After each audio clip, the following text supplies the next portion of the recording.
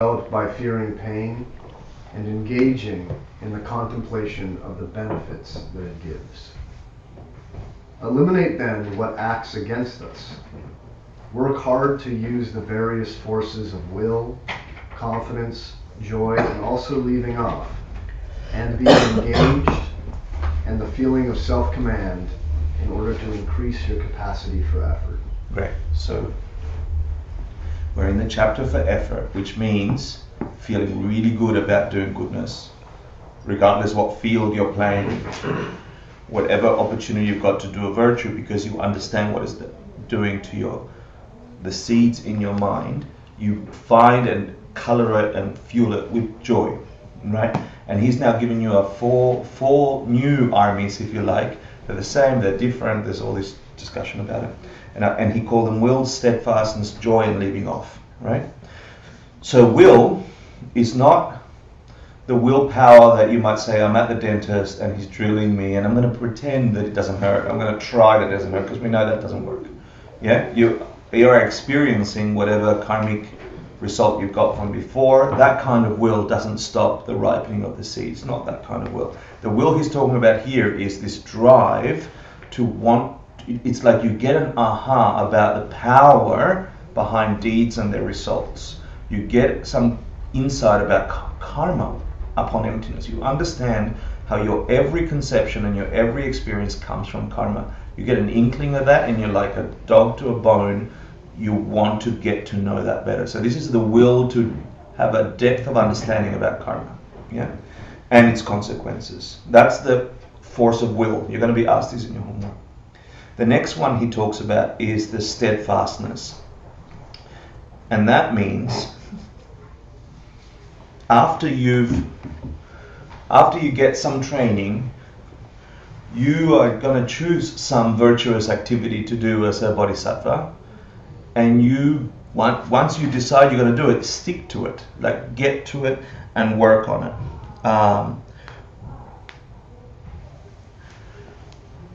Realize that what he's addressing here is that we have limited time on the planet, and the good karmas that produce this massive opportunity to be human, to be cognizing, to have the freedom to think about these things, is slowly leaking out, and all the way up until our death, slowly leaking out. And if you add to that a normal American or Western view of what you should do with your life, unexamined, right? You work 50 weeks out of the 52, you get 2 for you. And those 50 weeks, really for the grand majority of slaves, is to feed your body and to house you and your DNA. The grand majority of that 50 week. And then you get a 2-week period to relax, right? Unless I'm saying unexamined, unless you're in coloring that activity as bodhisattva activity. And so there's very little time, and in that precious little time, decide the most virtuous, decide the thing that you can do as a bodhisattva. What is it? And that's the steadfastness, and grab onto it and go for it, and go for it, and go for it. That's what that is. Mm-hmm. The next one is, the third force, he says, will, steadfastness, joy. And it includes 2 things. He says it's like a kid that got a new video game. It's like, the commentary says, it's like a child with a toy, and there's nothing mother can say to get him off the toy, you know. So it's like, come on, it's dinner time. It's like, wait, I'm nearly finished on Zelda, the 4th level. Yeah, I'm about to beat the 3rd boss, and that lets me unlock an extra heart. Oh, that's really fun to think about it like a video game. I love the Zelda for that reason, because I play Zelda with that in mind. I used to anyway. I really like that. Seriously, when you kill the bosses, they're like the big afflictions, and you get the little annoying things, and then you get the chests, and then you can build up your heart, which is a very easy metaphor. Yeah. So you're sort of refusing to stop until you finish, and you're insatiable, you know, like you just can't wait to get onto the next game, or to the next thing, and to the next thing. So that's the joy force. You're happy, you're excited, and so you're working tirelessly. You're just into it all the time, You have that will to say, I want to dig into these consequences and karma and consequences. And then the fourth force is the leaving off force. And that means when you are at a point where you recognize that you've gone just past your capacity, just pushing your capacity, you're making mistakes, or you're not quite clear in your mind, or you're exhausting yourself, you rest. You stop and rest. Leaving off force means be aware that you must take care of yourself. Be aware that you are in for the long haul. Don't be like those young early Buddhists who get excited for 3 weeks, they practice for 6 months, and then, and then 30 years later, 20 years later, they're like, oh, I could have done something with that. Do the long haul. Don't do the short things, which means you build up muscle, and then you rest it. And you have to have that capacity. This is a force, a tool that you have to build the capacity of what? Which aspect of the path, of the Bodhisattva path, are you building up? Everything. Effort, because we're in the chapter of joyful effort, right? So here is don't get discouraged, and this is one of the things that you can use as a tool to not get discouraged, to continue feeling joy about playing the video game. Don't play the video game so much because it's fun and exciting, and then all of a sudden you haven't had sleep for 3 weeks, you haven't eaten anything, then you can no longer play video games because either mum took it off or your retina's burnt out. Yeah? So that's what they're saying. Let's go to the next one. Wait, what's the actual label for number 4? It's leave off force. The leave off. Leave it off. Like stop it. It's like refreshing yourself. Okay, next contemplation. Again on not getting discouraged. Yeah, this one was for me, not for you. Okay. On being unstoppable. Utilize the technique described in the Diamond Victory banner to practice the confidence once one has begun. At the very beginning, appraise yourself to see if you have the resources needed, and then decide to act or not. The very highest thing to do would be not even to start a thing. But once you have begun, then never allow yourself to stop. Thanks. So he's talking here about Nagyo. Do you know Nagyo, the word Nagyo? We used it before. Divine pride. Yeah, Nagyo. What, right? Nagyo. It's Divine. it means Divine. Divine. what's Na and Gyal? It's I, king. Remember, I king means pride. I'm king, and it's usually as pride or a negative thing, but in this sense, it means a courage, a tenacity, a will. In the secret teachings, you have a special kind of Nagyo, and that feeds a specific part of your practice. Yeah, this is another version of something similar. Yeah, and it means confidence, courage, and the implication is that whenever you are doing virtue, yeah, you are in a whirlpool of billions of beings for eons living comfortably with mental afflictions and watching things come and subside and grow and subside, and that's a big habit. And whenever you decide you're moving out of that real estate, you will necessarily have a big impulse rejecting you, internally and externally. Yeah, and the higher you and the closer you get to the exiting of the whirlpool, the bigger the experience of those obstacles are. And it makes sense if you've got a habituation of doing this and doing this and doing this, and your whole psychic inertia, your whole physicality, everything is designed to do this. Your state of mind, the way you think of yourself, the way everybody thinks of you. You know, when you go back to your family and you can't help but behave like a 5-year-old with your sister or your brother or your mother starts talking to you, it's that on steroids. Yeah, this is what samsara is like. But also there was a verse or whatever where he says that you don't get any pain that you can't, for example with the Bodhisattva giving the arm. Yeah. Like to us that seems crazy, but to them it doesn't hurt. Yeah, when it gets to that point. But he's saying as you develop towards that thing, Right. you will encounter more and more obstacles that you have to transform.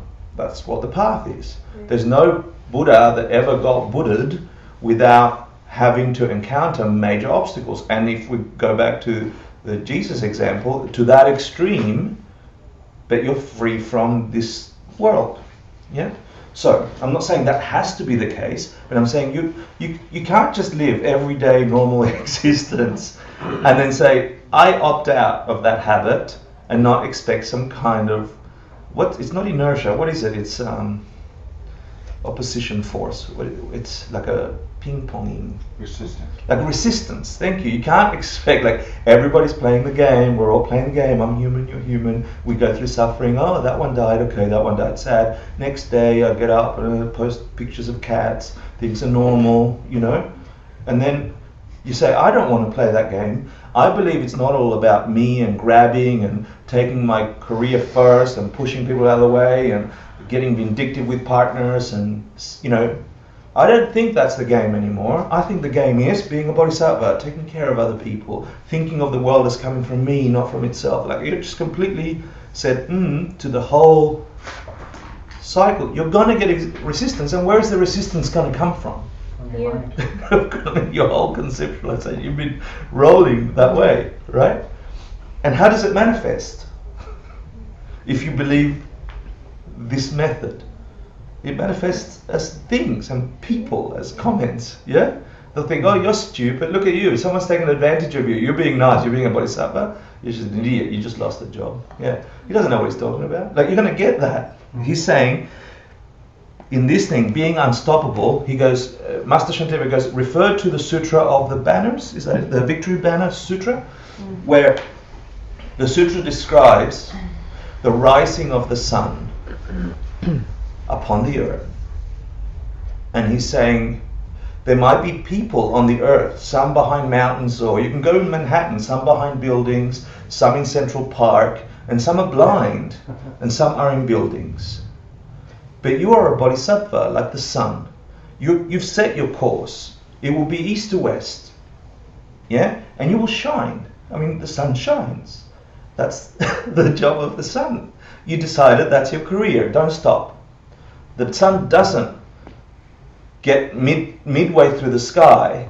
It's raining sunshine rays on the person in Central Park. And he's like, I'm doing my job really cool. I'm doing my bodhisattva activity really cool. Look how nice that guy is feeling, that person is feeling. And there's a person obstructed by a tall building who doesn't want to get out of the shade. And their karma doesn't let them see the sun. The sun doesn't get discouraged and go, oh my goodness, I'm not doing such a good job as the sun. Or the blind person has a karma that not be able to see the sun. Maybe they can feel it in a different way, but they're not relating to the sun in a specific way that the sun is expecting everybody to be seen. Oh, you're such a good sun, you're raining upon me. What a good bodhisattva you are. It does its job, like you're on track. You're going from east to west, and it's not stop. It's unstoppable. It goes over and over and over. And so this sutra is saying, be like the sun in that sutra. It's like when if you understand, even if it's a tiny vision, that your world might come from you. And if you can't do it logically, do it viscerally, do the experiment. And if that tells you that maybe I just saw a window where pain can stop, and you've decided, you've analysed it, you've decided, and you're in, this is, be unstoppable, be like the sun. Don't get discouraged because the guy in the thing keeps hiding behind the thing, because you will encounter people that say it's their karma, they're not ready to be with the sun. They don't believe that's the game. They don't want to get sunburned. And so you will encounter that, and so don't sit there expecting that because you've decided to be a Mr. Bodhisattva and a Mrs. Bodhisattva, everybody's going to go, the sun's come up this morning. Congratulations. Thank you so much for changing my game. I've been playing this game for eons. Thanks so much for turning everything upside down with your kindness and your giving and your stupid patience. what's this karmic seed stuff? I mean, you know, like you can't stop until everybody decides to play the game with you. That's what he's saying here. Sorry, let's go to the nature of the science.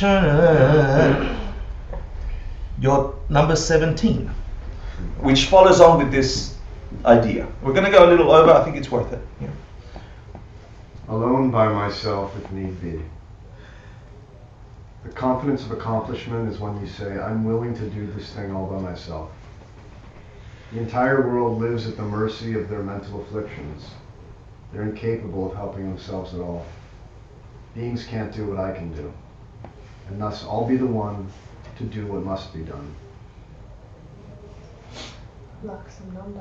Right? Like this adds to what we just said about the sun. The majority of humans are living by our impulses. Feed me, hug me, like me. I mean, you've been studying this philosophy and it's a beautiful ripening. There's a survey last year, I think, half of America, 49% of America follows the NFL. Is that the football? Is that? Mm-hmm. Yeah. Half of how many? 350 million people, right, are watching football, playing football, watching the... How many people in the room here learning about the nature of reality and where freedom comes from, right?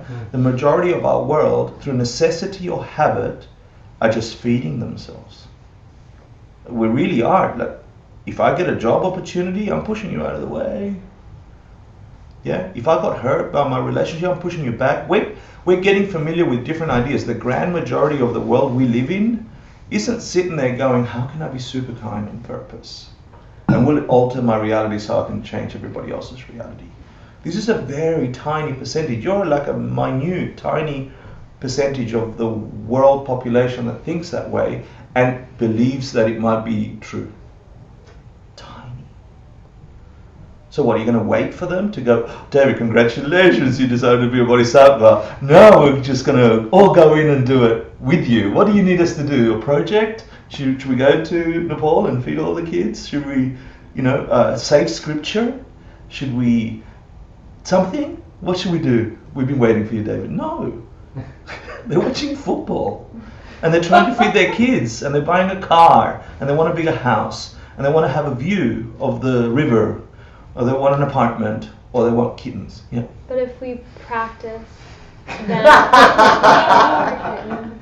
kittens. But if we practice and we work at what we've been studying, everything that you're listing as a result of affliction will become exactly what you're trying to identify as good, like saving scripture. So like witnessing someone following the NFL would be the same as saving scripture, because it will become our teacher in the same way. Exactly, but he's saying if you're getting discouraged because nobody's following your path, don't do that. Think of this reality, because in the other example, what was another example he used 2 classes ago? It just escaped me. There was something similar. An example of what? The same thing, that the whole you'll have less and less people that annoy you the better you get in the path. It's the same thing, So the NFL won't annoy you, and you will have helpers, and you will grow a community of beings, and blah blah blah. The more you evolve, but until then, if you've decided on track, don't get discouraged. Don't stop midway through the sky because nobody's watching the sun and congratulating it. The sun just shines. It doesn't like decide I'll shine a little more now that someone's clapping, or. The same for this example. Yeah. Okay, let's go to the next one. I'll do this one quickly. Next example. The dead snake. If he encounters a snake that's dead already, even the crow can emulate the deeds of the great Garuda. If I continue to act like a weakling, even a minor slip in a vow will be able to do me damage. Do you really think you could ever be free, living in the destitution of effort lost to discouragement? So he's referring here, you know, the Garuda in Eastern philosophy is like an eagle. It's like a huge bird. And they hate snakes, and snakes hate them, and like they snap a snake in a minute or something. So, but it's a mighty bird. It's like a massive bird. He's saying, if your confidence is low, if you lack courage and confidence, you're almost like a dead snake, where just a silly crow, not a Garuda, a crow pretending to be a Garuda, can just come over. A tiny mental affliction can upset you greatly, like a silly crow that isn't really an eagle comes and plays with a dead snake and go, look what I'm doing to you. He's making that analogy, right? So he's saying, if you don't build up, everything is habit, if you don't build up the habit and the courage of saying, I've got my eyes set on what my path should be, I'm building a Bodhisattva ideal in my heart and practicing these 6 perfections. And joy is what we're working on right now. I'm building joy so I don't get discouraged. If you do get discouraged, you're just going to be like that snake, and just a tiny slip of a vow is going to go, oh my goodness, I've failed again. I'll never get in line. No, no. It's just like a crow picking a dead snake, going no, no, no, no, no, and feeling like I'm such a Garuda. Yeah, that's what he's saying here. Okay, next one. Determination, but not pride. Those of confidence never become slaves of the enemy, pride. Others have turned to slaves. Those whose hearts are filled up with the affliction of pride are by this thought dragged to the lower realms. The feast of a human life is too destroyed for them. As servants then, they eat the crumbs from another's table. They are stupid and ugly and always feel uncertain of themselves. And every person they meet abuses them. So he's saying, build up courage, build up effort, build up joyful effort, but don't let it turn to pride, because that's the slippery slope down. As soon as you have pride, he's like, it's all gone. He says you'll get to the 3 lower realms really quickly. This is one of the major results of pride. He says, what was it about the human fruit of the feast of a human life too? He's like, even if you're lucky enough to be born a human again, you just won't have the rich goodness that comes from the feast of being human, which is to be able to cognize and so on. You might have these other things, like you'll turn to a beggar. Means if you're proud or stingy with your abundance, if you turn that, instead of using it, understanding that it came from your goodness, and then you're growing it and sharing it. If you're like, this is my money, and then you're using it against people and so on, that will turn you into a beggar, he's saying. The same for the next one, which was, you'll lose all authority, you'll be somebody's slave. The same. If you gain power through the practices that you're doing in this Bodhisattva perfections, which you will, and you let it become pride, it'll just do the opposite for you. It'll say, just be careful. The more you ride that razor's edge, the more you could slip. So use courage. You are strong. You do have wisdom. You do have access to knowledge. Use it for good. Be mindful not to let it turn against you. Don't become one of the friends with the enemy, or don't go join the enemy.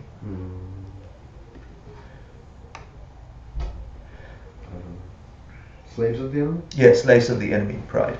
And then the other one was, it'll make you stupid, and that's specifically around pride for your intellect. You think, oh, I know all this great dharma, and I'm such an intellectual, and let me show off the lists of blah, blah. And if you're doing that in your head, it's grabbing you. Don't let it, because it'll turn you stupid. He's not just rambling off terms for no reason. He's actually making correlations that if you listen to the Tibetan, the correlations are made between this particular kind of pride gives you this particular result. So ugliness comes from, he says, first you be stupid, which means proud about your intellect, because to be proud about your intellect means what are you doing to other people's intellect? You're judging them, you're like, you're not so good as me, right? To be ugly means the result of Patience. Judgment. What kind of judgment? How are you judging other people? Like, I'm so beautiful, right? Like you're attached to some self-existent beauty that you have, right? And then you're like, I'm more beautiful than you, and you have this kind of thing, which means I'm thinking you're not that beautiful. Yeah? And then that creates the seeds to experience everybody seeing you not beautiful.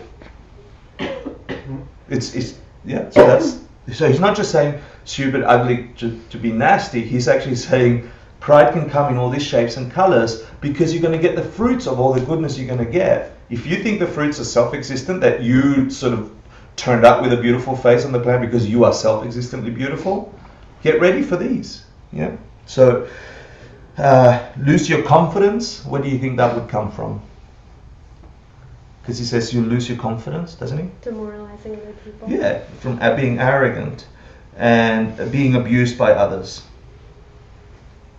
Abusing. Yeah, being arrogant as well, or using your force or power.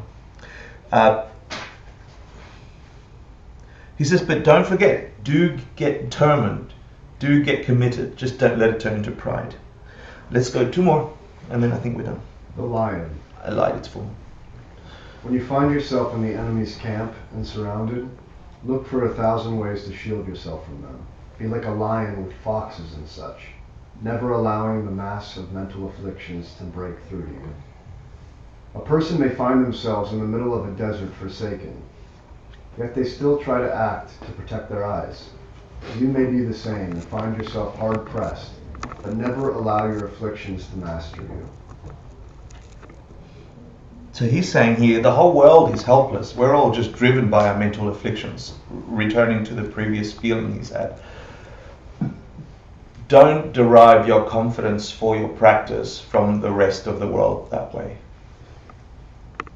You have to act on what your best knowledge is, and you have to act. You have to go alone and get enlightened. For the sake of other beings, that's the definition of bodhicitta, the wish to get enlightened for the sake of other beings. So you must be able to say they need it.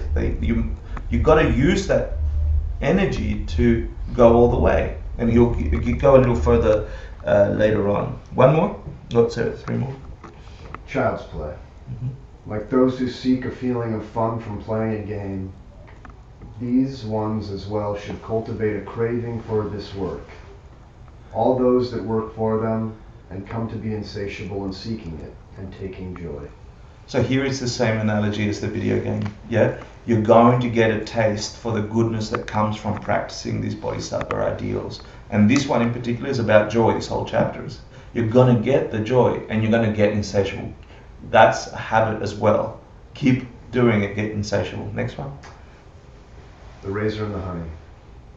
People work for happiness, but there's no certainty that what they do will make them happy. How can you ever be happy if you fail to do that single work, their own, which makes you happy? You never feel satisfied with objects of desire, honey smeared on a razor blade. Why at the same time are you always content with the sum of merit you have for the happiness of the fruits and peace?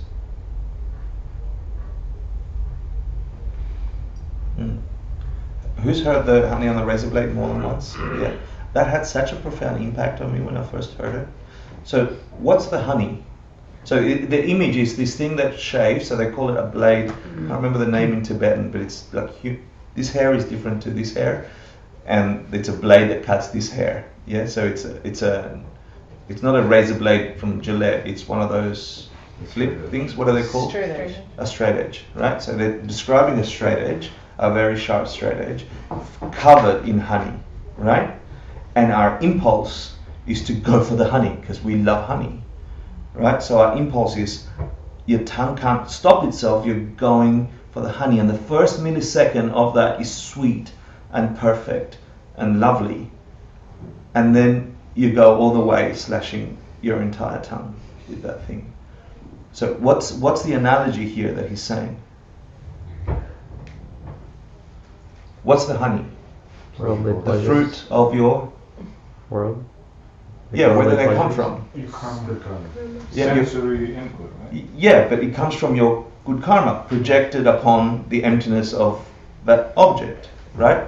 And you're experiencing it as good, but you're like, we're happy to work for that good and go and grab that house or job or career as if it was as if it was honey out there.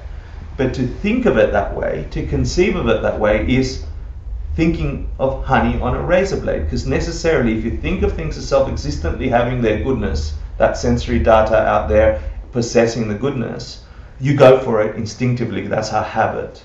It must always come to an end. We do all sorts of crazy things to get that honey, to get that job, to get that relationship, to get that car, to get that apartment, to get whatever we think we're going to get that honey.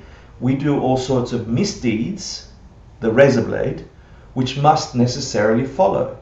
So to get any of these sensory beautiful things, we have done a whole bunch of negativity, a little negativity over there. I won't tell anybody over there. I mean, we're doing it with renting Airbnb. We shouldn't be doing it, but we're doing it. But it's also not only the things that you may have gotten there through misdeeds, but the impermanence of the thing itself. The thing. Yeah. 10 seconds after you've had the car or the job or the thing, it begins to lose its thing. So even if you arrived at it through virtuous means, it's still going to go away from you. Yeah, correct. So he's saying, work on understanding where things really come from. And don't just go for the glob of honey, because it will cut you. And the cut is infinitely more memorable than the first impression, because it disappears from your existence. You can't get the taste of that thing you worked or did so many harms to get. Yeah? So that's the razor on the thing. And then there's two more, which you can read together. Okay. The duel.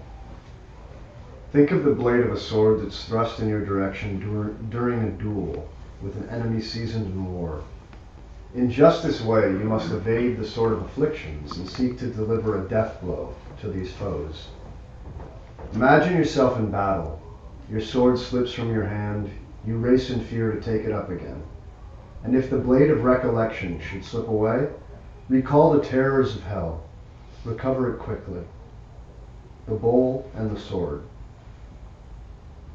Poison makes its way throughout the entire body, riding upon the coursing of the blood. Just so, should they find an opening, then negativities make their way throughout the entire mind. Suppose a person handed you a bowl completely full of oil, then stood before you with a sword, threatening to take your life should a drop spill. You ascetics must concentrate like this. So he's saying here, use your Sheshin and Dempa, remember? Recollection and awareness. Yeah, the alarm bell and remembering what you should be doing, right? You have enough so far in this chapter of where good things come from and where negativities in your experience come from and how they are produced, karma and emptiness. Yeah. You also have the greater scope. All sentient beings are a field upon which you plant these karmas. They are your partners in your enlightenment and vice versa. You get the data, right? To whatever information, to whatever level you're able to internalize it. Once you got enough of it and you're committed to it, like he said before, don't stop. Just keep at it. But you need to bring those two up. You've got to remember what you're doing it for. Don't get lost in the sense objects. Yeah? Because they're nice. Don't get lost in the sense objects. You don't know how long you've got. So use your recollection, use your awareness, use your mental capacity, use all these forces to get through the difficulties that you need to get through to get an awakened state, so you can help everybody else. The whole Bodhisattva ideal. And then he goes, if you don't think you can do it, I gave you a whole bunch of examples, right? How to overcome your confidence and this and that.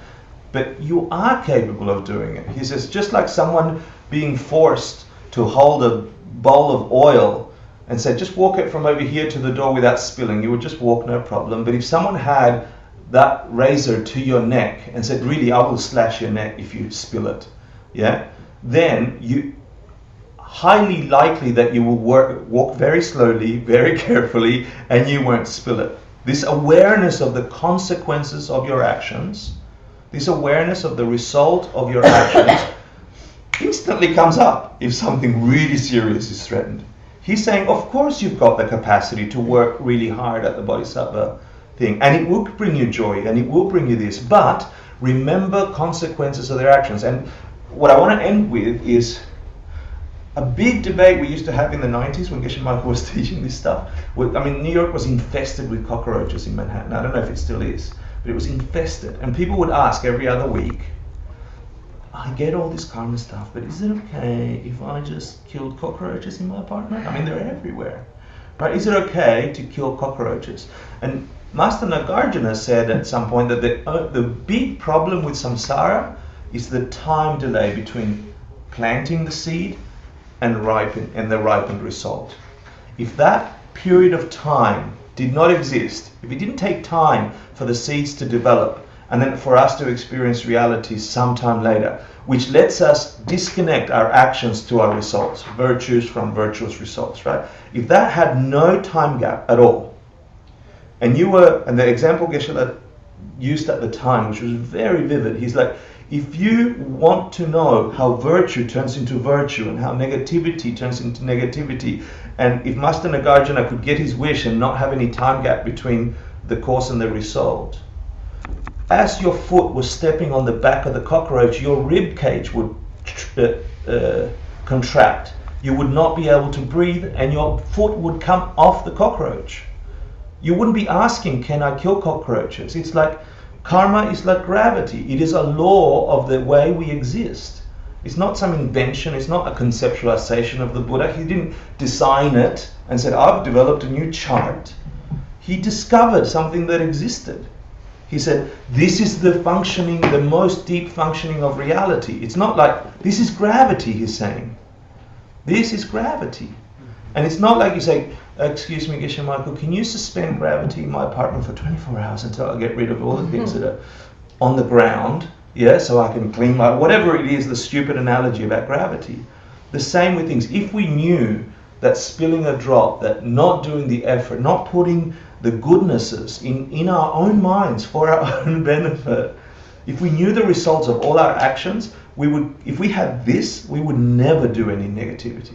If you had the instant result of your karma, thinking of somebody stupidly, judging somebody else, if you instantly felt the result of that, we would instantly understand the connection between karma and ethics. Completely. Like you wouldn't kill. It's not that the Buddha told you don't kill, it's that you couldn't kill. You'd be stopped from killing because as you're pushing some sword into them, your body is hurting, and so you stop. As soon as you're judging somebody, your head fills with horrible conceptions of who you are, and you stop. You see the connection, you stop. So I highly encourage you, please, pretend that that's reality. Is that compassion, though? Feeling that immediately, like the no separation? Compassion is something else. Compassion is understanding that they are not anything but you. And you can turn that into compassion by realizing that if you love that cockroach, if you're feeling nothing but wanting its life to flower, and you put it out the door in a nice grassy meadow, and all of a sudden you come into your apartment and everything is fixed, or you got your fridge full or whatever it is, I guess the compassion comes from understanding you're all them. There's no them. That's more coming up. Actually, he'll go into that in the meditation chapter. He'll give you very little instruction on meditation, and he'll tell you about compassion. Yeah. Whew, thank you. Half an hour late. Lots of content, right? Like, I think it's the most beautiful thing. Please use it. Please share it in your lives. Sashi. Jishin metokcham Riral Linchin Yindegam Sangha Shindu Miteguargi Drogu Namda Shinla Jupasho Hiranguru Ratnamanda Kamniyatayami Dirgokun Sunam Yeshe Toksokshin Sunam Yeshe Lejunwe